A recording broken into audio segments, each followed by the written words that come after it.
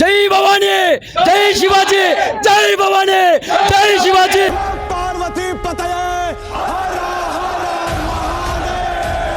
చిన్న పిల్లల కాడి నుంచి 1 సంవత్సరం కాడి నుంచి పుష్ప సినిమా చూసి ప్రతి వాడు చెడిపోయినాడు. ఎవడు చూసినా తమ్ముంటే పట్టుకోరా, చిక్కవతో పట్టుకుంటే వదిలేస్తా సిండికేట్. అది కాదు కావాల్సిందే. సరిపోయింది. హీరో విలన్ కొట్టుకుని కమెడీని చంపేసినట్టు నా మీద పడతారేంటి? సిగ్గు లేకుండా అడుగుతున్నాను, దయచేసి సబ్స్క్రైబ్ చెయ్యండి చెయ్యండి చెయ్యండి. నా ఆవేదన అర్థం చేసి మన తెలుగు వీరుడు కాదు కాబట్టి కొంచెం డల్ గానే ఉంటది.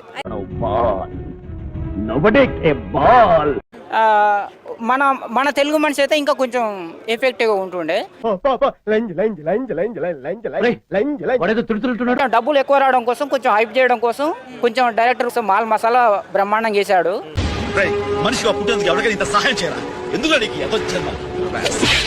చేశాడు. మనం అందులో ఉన్నదంతా నిజం అనుకోవాల్సిన అవసరం లేదు.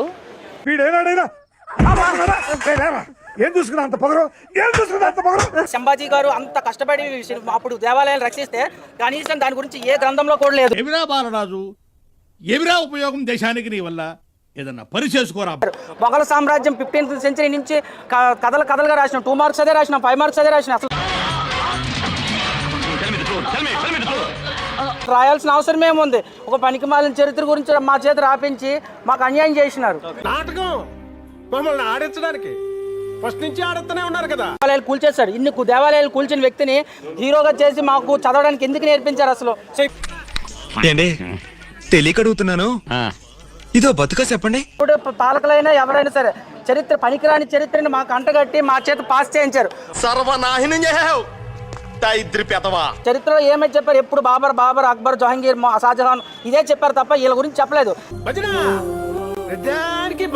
మీరు గొప్పోళ్ళు ఏం గొప్ప?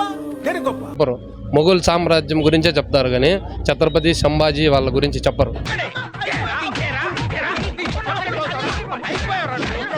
ఏందినా కళ్ళు పెరిగాడం ఏందనా, గోర్లు పెరిగాడం ఏందనా, ఏందినా?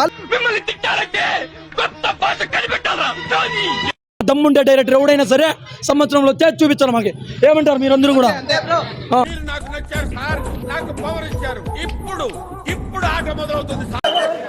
యూట్యూబర్ కాదు ప్లీజ్, నా మనసు కనిపించింది చెప్పాను. మీరేంటో మీ విధానాలు ఏంటో ఇప్పటికి నాకు అర్థం అవరో బాబు. కథ చెప్పండి. ఎలా ఉంది లోపల కథ? కథ ఏంటి మేడం? కథ ఏంటి మేడం? తిన్నగా ఎవడో మాట్లాడ్డా అనుకుంటా. ఏంటి మేడం? నేను ఒక అరగంట ఏడ్చాను మేడం.